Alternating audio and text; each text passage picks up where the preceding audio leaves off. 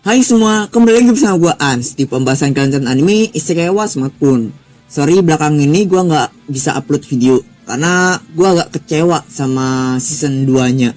Apalagi pas gue itu tahu kalau mereka itu nge-skip PAM dan pelantikan Ode Ksatria Brunhild.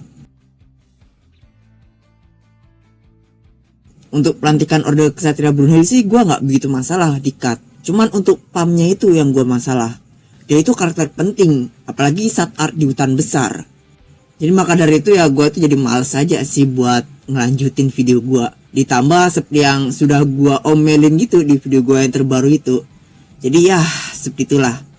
Ya kalau ini yang pihak studio mau, gue cuma bisa berharap aja sih sama pertempuran di Euron. Mereka itu yang gak dibuat aneh-aneh atau di-cut aja sih.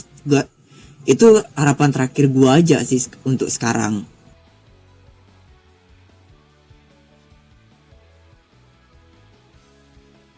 Oke lah, cukup untuk ngomelnya. Lagi pula nggak bakal didengar juga oleh mereka. Jadi ya seperti biasa, mari kita lanjutkan aja pembahasan kita. Bagi yang belum nonton pembahasan sebelumnya, dipersilahkan untuk nonton terlebih dahulu. Oke, kalau sudah, mari kita lanjutkan pembahasan kita. Let's go. Kilas balik dari video sebelumnya, kita bersama dengan kedua kakaknya, yaitu Murahane Nesan dan Kirina Nesan. Mereka bertiga pergi ke kota Astal untuk memeriksa penyakit atau virus misterius yang ada di sana. Sikatnya Toya pun mendapatkan sebuah fakta yang membuat Toya itu sangat syok, di mana seluruh warga kota Astal yang mati karena terkena penyakit jiwa ini, mereka semua akan lenyap secara permanen dan tidak akan bisa direinkarnasi kembali, sebab jiwa mereka itu telah dimakan oleh sesuatu. Murahane Nesan berpendapat kalau ini itu ada sangkut pautnya dengan kelahiran dewa jahat yang dibuat oleh dewa rendahan. Untuk menghormati para warga kota Astal, Toya pun membakar mayat mereka bersama dengan kota mereka. Namun tiba-tiba para warga kota Astal bangkit dari kematian mereka menjadi kerangka kristal atau skeleton kristal. Dan yang lebih mengejutkannya lagi, mereka itu memiliki kemampuan regenerasi dan core like-nya seperti monster kristal. Karena hal ini, Toya pun jadi curiga kalau monster kristal juga ikut adil dalam masalah ini. Lalu Toya pun berhasil mengalahkan para skeleton kristal itu dengan perasaan bersalah menggunakan skeleton warrior. Melihat pertempuran kali ini, Toya itu mendeskripsikannya layaknya seperti melihat neraka. Dan pada keesokan harinya, Toya pun mengadakan rapat dadakan dengan perwakilan LNC Timur Barat dengan topik yang tentunya membahas mengenai kota Astal. Toya memberitahu ke para perwakilan tentang semua yang terjadi sebelumnya di kota Astal. Memang Toya mengalami kerepotan saat menjelaskan kalau kota itu sudah hancur. Tapi yang jadi masalah sebenarnya adalah mengenai alasan atau penyebab dari kehancuran itu. Toya di sini nggak bisa menjelaskan ke mereka gitu secara detail, sebab berdasarkan pemeriksaan yang dilakukan Flora tidak dapat menemukan apapun atau keanehan apapun dari Nagi, Homura, dan Shizuku yang sempat pergi ke sana dan Nagi kena penyakit di sana gitu. Jadi Toya benar-benar sama sekali nggak tahu apapun yang menyebabkan warga kota Astal itu menjadi skeleton kristal. Sikatnya setelah mendengarkan laporan dari Toya itu, wajah para pimpinan pun langsung berubah menjadi pucat dan dipenuhi oleh rasa keputusasaan gitu. Sebenarnya mereka nggak terkejut dengan laporan Toya mengenai jiwa para kota Astal yang dimakan lalu menjadi undead, karena mereka sudah mendengar cerita yang sama di masa lalu. Cuman yang membuat reaksi mereka seperti sekarang itu adalah skalanya yang mencakupi seluruh kota. Akibat hal ini mereka jadi nggak bisa memutuskan gitu, apakah kejadian ini tuh adalah ulahnya monster kristal atau makhluk halus. Meski begitu, kalau untuk Toya sendiri, Toya yakin atau percaya gitu kalau ini tuh ulahnya monster kristal. Satu-satunya harapan untuk sekarang mengenai masalah ini, walaupun tidak bisa menyelesaikan masalahnya, adalah para prajurit biasa atau adventure itu bisa mengalahkan orang-orang yang telah berubah menjadi skeleton kristal. Karena ya itu butuh keberanian cukup besar gitu, apalagi kalau mereka sampai tahu kalau undead yang mereka kalahkan itu nggak bakal bisa tereinkarnasi lagi gitu, benar-benar musnah gitu. Dan di sini yang Toya takutkan adalah dengan kemungkinan yang Murahane Nesan sebutkan sebelumnya mengenai kelahiran dewa jahat. Hanya saja Toya tidak mungkin bisa untuk menjelaskan hal ini ke para perwakilan, kecuali untuk palsu Tiramisu. Untuk sementara tidak ada yang bisa para perwakilan LNC Timur Barat termasuk Toya bisa lakukan untuk masalah ini. Toya dan para perwakilan hanya bisa memastikan saja bahwa tidak ada hal kecil yang terlewatkan dari masalah ini. Oleh sebab itu, Toya pun memutuskan untuk memberitahu kabar ini juga kepada Rerisha, siapa tahu bisa membantu. Lalu Toya juga memperingatinya untuk tidak menyebarkan berita ini, kecuali ke sesama guild master saja. Dan dari apa yang sudah Toya dapatkan sebelumnya mengenai masalah ini, Toya mendapatkan 3 poin penting mengenai masalah penyakit ini. Poin pertama itu adalah tentang entitas atau makhluk pemakan jiwa yang menyebabkan penyakit ini. Entitas atau makhluk ini memakan jiwa makhluk hidup yang ada di suatu tempat hingga memunculkan penyakit ini. Poin kedua adalah manusia yang jiwanya itu dimakan. Mereka akan berubah menjadi skeleton monster kristal atau skeleton kristal. Ini jadi makin memperkuat dugaan Toya kalau monster kristal itu ikut andil dalam masalah ini. Dan di poin terakhir adalah tentang kemungkinan mereka itu akan muncul di tempat-tempat yang dipenuhi oleh emosi negatif. Alasan kenapa Toya itu berpikir seperti ini, karena Toya itu menyamakan dewa jahat yang mungkin menyebabkan penyakit ini itu tuh sama seperti Ward atau Spectre. Kedua makhluk ini itu suka dengan emosi negatif. Contohnya seperti kota Astal itu sendiri, yang dikatakan kalau kota itu tuh terdapat banyak sekali transaksi budak, sehingga kota itu disebut sebagai kota budak. Jadi nggak heran kalau kota itu tuh ditargetkan gitu, karena ya banyak emosi negatifnya, seperti hasrat orang yang ingin membeli budak, rasa keputusasaan para orang-orang yang menjadi budak, derita para budak yang disiksa, dan keangkuhan para orang-orang yang menyiksa budak mereka. Namun pada akhirnya ini tuh cuma pemikiran Toya saja. Toya masih meragukan gitulah pemikirannya ini. Akan tapi jika pemikiran Toya ini benar, Toya jadi penasaran gitu, kenapa area sekitar Euron tidak menjadi seperti kota Astal atau ditargetkan. Apakah itu karena rakyat-rakyatnya di sana itu sudah tersebar, yang membuat energi negatif di sana itu tidak cukup untuk menjadi kolam energi negatif atau target gitu selanjutnya. Untuk sementara karena kejadian ini, Toya pun memutuskan untuk menunda penyelidikannya terhadap Sandora. Sebab Toya itu nggak mau kesatrianya itu terkena penyakit ini. Karena jika pemikiran Toya sebelumnya itu benar, maka kemungkinan besar entitas ini tuh akan kembali lagi menyerang Sandora, karena ya di sana dipenuhi energi negatif kan. Toya ingin sebisa mungkin gitulah untuk menghindari kasus ini. Toya juga nggak ingin dewa jahat itu terlahir dengan mudah dengan memberikan dia itu makan. Karena jika dia lahir, maka secara otomatis Toya akan menghadapinya. Karena kakak-kakaknya itu tidak akan bisa membantu Toya akibat aturan dari para dewa-dewi. Dan Toya juga sebenarnya penasaran, apakah pahlawan legendaris akan muncul di suatu tempat, sekedar untuk membantu atau mengalahkan dewa jahat itu nanti. Lalu kemudian setelah pertemuan selesai, Toya pun pindah ke Babylon. Di sana Toya pun bertemu dengan Profesor Regina Babylon, yang saat ini tuh sedang kebingungan sambil melihat peta dunia baru di monitor lab kedua hanggar. Selain itu di dekatnya Toya juga dapat melihat ada banyak sekali dokumen, buku, pulpen, biskuit, dan gelas kopi yang berserakan di atas meja. Toya pun bertanya ke Profesor, ada apa? Profesor Regina Babylon pun menjawab kalau dia itu menyadari sesuatu yang misterius pada peta dunia.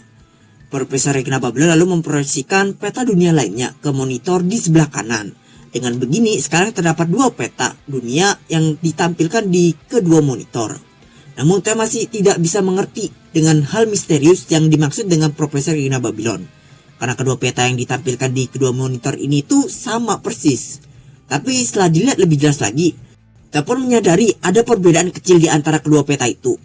Profesor Regina Babylon pun memberitahu ke Toya kalau peta dunia baru yang baru saja dia tampilkan di monitor yang ada di sebelah kanan itu adalah peta dunia baru pada 5.000 tahun yang lalu, ketika Profesor Regina Babylon itu masih hidup, atau lebih tepatnya sebelum monster kristal itu menyerang dunia baru. Melalui peta kedua itu, Profesor Regina Babylon menemukan sebuah perbedaan gitu, bentuk benua pada masa lalu dan masa sekarang atau masa kini, yang dimana Profesor itu berkesimpulan kalau perubahan bentuk ini tuh diakibatkan oleh pergerakan lempeng dunia dan sihir berskala besar. Sambil mengatakan itu, Profesor Regina Babylon pun menimpa kedua peta itu supaya penjelasannya itu jadi lebih mudah dimengerti. Dan setelah kedua peta itu ditimpa, Toya pun akhirnya dapat melihat perbedaan yang dimaksud dari Profesor Regina Babylon dengan jelas. Contohnya itu seperti di wilayah Rifrizu dan Rini. Pada 5.000 tahun yang lalu, kedua wilayah ini itu tuh menyatu, tidak memisah seperti sekarang. Lalu sungai yang bernama Gau di Mistmead dulunya itu tidak mengalir sampai ke Mistmead. Toya pun bertanya apakah perubahan ini tuh diakibatkan dengan penggunaan sihir atau karena ada sebuah benda luar angkasa yang jatuh ke dunia baru seperti di bumi.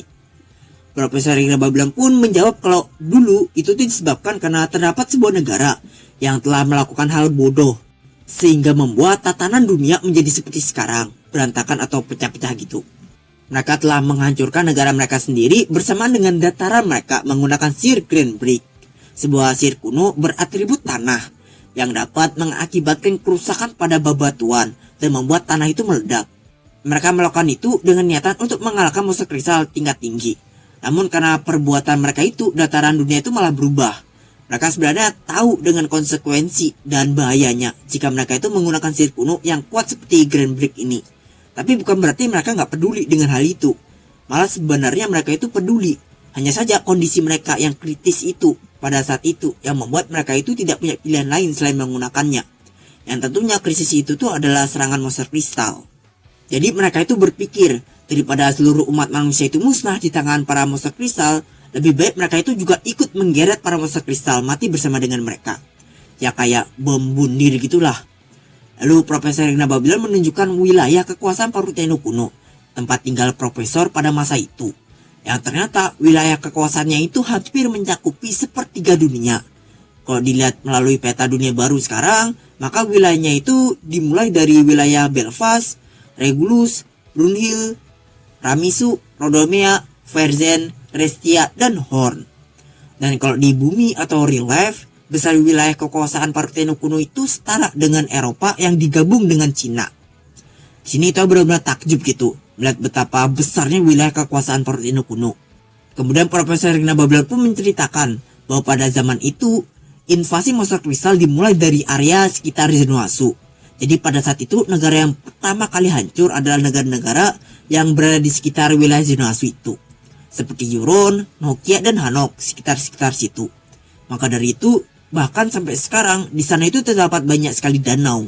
Karena itu semua itu adalah akibat pertempuran negara-negara di sana pada masa lalu melawan monster kristal. Kita benar-benar tidak bisa membayangkan seperti apa pertempuran mereka pada masa itu. Yang pasti pertempuran mereka itu dengan monster kristal sangatlah hebat. Lalu Teh pun menanyakan hal misterius yang dimaksud oleh Profesor Regina Babylon sebelumnya. Karena sejauh ini cuma ada perbedaan saja, nggak ada yang misterius gitu menurut Toya di peta-peta itu. Profesor Regina Babylon pun menjawab kalau hal misterius yang dia maksud sebelumnya itu adalah tentang menghilangnya sebuah pulau yang berada di utara kerajaan Elfrau. Pada 5000 tahun yang lalu, di sana itu terdapat sebuah pulau yang memiliki luas yang sama seperti kerajaan suci Ramisu. Pulau itu disebut sebagai Pulau Iblis, karena akses ke sana itu sangatlah sulit. Di sekitar lautnya itu dihuni oleh makhluk laut yang disebut sebagai Sirin. Karena makhluk ini tidak ada kapal yang berani mendekati pulau itu.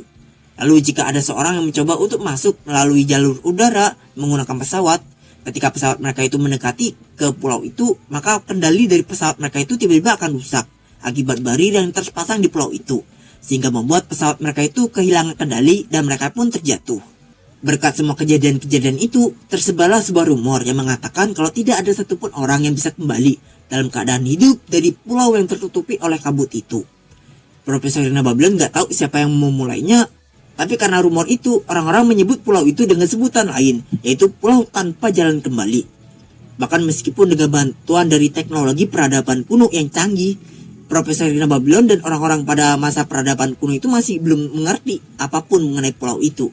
Akses ke sana pun sulit gitu. Jadi ya nggak bisa meneliti seperti apa pulau itu.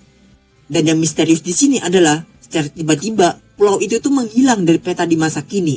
Setelah mendengar tentang betapa berbahayanya pulau iblis atau pulau tanpa jalan kembali itu, kita pun jadi teringat dengan kasus-kasus yang bersangkutan dengan roh. Seperti kasus roh kegelapan di Ramisu dan roh pohon besar di hutan besar. Kita merasa kalau kondisi di pulau iblis itu sama persis seperti kondisi di kedua tempat yang bersangkutan dengan roh itu. Jadi dia pun berpikiran kalau kejadian-kejadian aneh di pulau itu tuh pasti ada hubungannya dengan roh. Balik ke pembahasan mengenai pulau iblis, awalnya Profesor itu berkesimpulan kalau pulau itu tuh telah tenggelam. Tapi karena Profesor Regina Babylon itu sangat penasaran dengan alasan kenapa pulau itu menghilang di peta, jadi Profesor Regina Babylon pun menggunakan si pendeteksinya di area tersebut. Dan hasilnya muncullah sebuah kabut merah di peta masa kini. Kabut merah itu adalah reaksi sihir dari Profesor Regina Babylon itu, yang menandakan kalau apa yang Profesor cari itu ada di sana. Kabut itu menyebar di utaranya laut Elfrau. Karena sihir pendeteksi Profesor berhasil menemukan pulau itu, jadi kesimpulan awal Profesor Regina Babylon mengenai pulau itu telah tenggelam itu salah. Maka dari itu satu-satunya penjelasan yang masuk akal adalah pulau itu telah diselimuti oleh sebuah barir yang membuat keberadaan pulau itu tuh seakan menghilang. Profesor Regina Babylon yakin dengan kesimpulannya yang sekarang, sebab dia itu juga bisa melakukan hal yang sama ke Babilonia. Menurut Profesor Regina Babylon, hal itu tuh bukanlah hal yang mustahil gitu untuk dilakukan. Tapi yang jadi pertanyaan di benak Profesor itu adalah, siapa yang melakukan hal itu? Dan untuk apa mereka melakukan hal itu ke Pulau Iblis? Ataupun di sini berpendapat, mungkin saja ada seorang penyihir yang telah memasang barir di Pulau Iblis itu untuk kabur dari monster kristal. Tapi Profesor Regina Babylon malah gak setuju dengan pendapatnya itu, karena menurutnya itu mustahil. Sebab tidak ada satupun orang yang bisa membuat barir sebesar itu yang mampu menutupi satu pulau, kecuali Profesor Regina Babylon sendiri dan seseorang di masa kuno yang disebut sebagai petapa waktu. Hanya saja si petapa waktu ini telah mati menua sebelum invasi monster kristal dimulai. Mendengar nama petapa waktu, tak pun jadi penasaran dan menanyakan gitu detail si petapa waktu itu ke Profesor Regina Babylon. Dan Profesor pun menjelaskan si petapa waktu ini. Seperti namanya, dia mampu memanipulasi sihir ruang dan waktu. Seperti penglihatan masa depan, teleportasi, penghenti waktu, pemutar waktu, pemotong ruang, dan sebagainya. Untuk sihir teleport Toya dan sihir teleportasi punya si petapa waktu ini berbeda. Untuk penjelasannya kita lanjut dulu, ntar penjelasannya ada di belakang. Dia atau si petapa waktu ini adalah seorang kakek-kakek yang aneh. Dan meskipun dia itu ahli menggunakan sihir-sihir itu, dia tidak bisa menggunakannya dengan bebas atau semaunya. Terdapat banyak kondisi dan persiapan yang diperlukan untuk mengaktifkannya. Bahkan dia hanya bisa mengaktifkan sihirnya itu dalam waktu yang singkat saja. Ataupun sangat takjub gitu, terutama mengenai si petapa waktu itu yang bisa menggunakan sihir ruang dan waktu. Karena kelihatan keren aja sih mungkin. Namun Profesor Regina Babylon malah berpikir kalau itu tuh biasa aja. Karena Toya sendiri mampu menggunakan sihir ruang dan waktu. Profesor Regina Babylon bilang ke Toya kalau sihir gate-nya Toya, teleport dan sturik Toya itu juga termasuk sihir ruang dan waktu. Hanya saja yang membuat si petapa waktu ini luar biasa adalah dia itu telah berhasil membuat semua sihir ruang dan waktu ke dalam suatu sistem. Namun karena tidak ada satupun orang yang bisa mempelajarinya, sihir buatannya itu pun menjadi sihir kuno.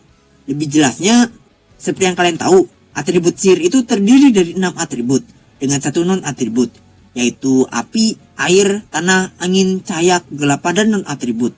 Namun si petapa waktu ini berhasil membuat atribut baru, yaitu atribut ruang dan waktu.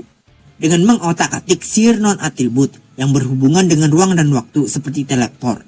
Karena perbuatannya itu, atribut sihir pun berubah menjadi 7 atribut dengan ditambah dengan sihir ruang dan waktu dengan tambahan 1 non-atribut.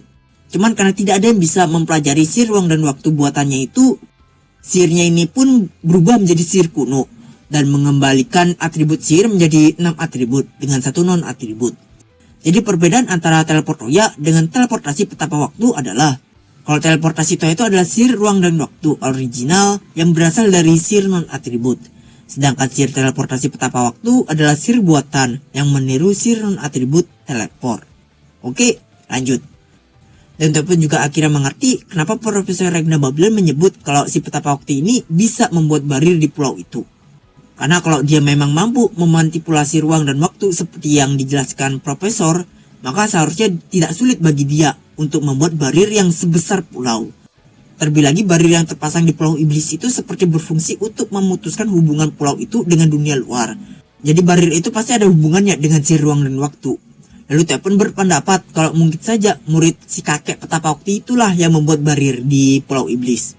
Profesor Regina Babylon pun sedikit setuju setelah mendengar itu. Hanya saja Profesor itu masih ragu dan ingin memastikannya secara langsung dengan pergi ke pulau itu. Cuman Profesor itu belum bisa menemukan cara untuk pergi ke sana.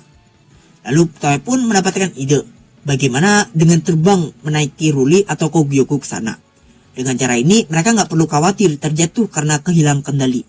Karena yang mereka naiki itu adalah makhluk summoner, bukan kendaraan. Tapi Profesor Regina Babylon masih khawatir gitu dengan kemungkinan kalau mereka itu nantinya itu akan tersesat di sana. Takutnya barir yang dipasang di sana itu juga dapat membuat penyusup atau pendatang itu kehilangan arah. Dan ada masih juga kemungkinan kalau makhluk hidup yang tinggal di sana itu telah berevolusi, mungkin jadi kayak beringas gitu. Karena kekhawatirannya itu, Profesor Regina Babylon pun menghentikan Toya yang berniat untuk langsung OTW ke sana dengan menaiki Ruli atau Kogyoku. Dan untuk pembahasan kali ini gua akhiri dulu ya sampai di sini. Jika gua ada salah kata atau informasi bisa dibenarkan aja seperti biasa di kolom komentar. Jika kalian suka video ini bisa di like dan jangan lupa subnya. Oke, see you next video and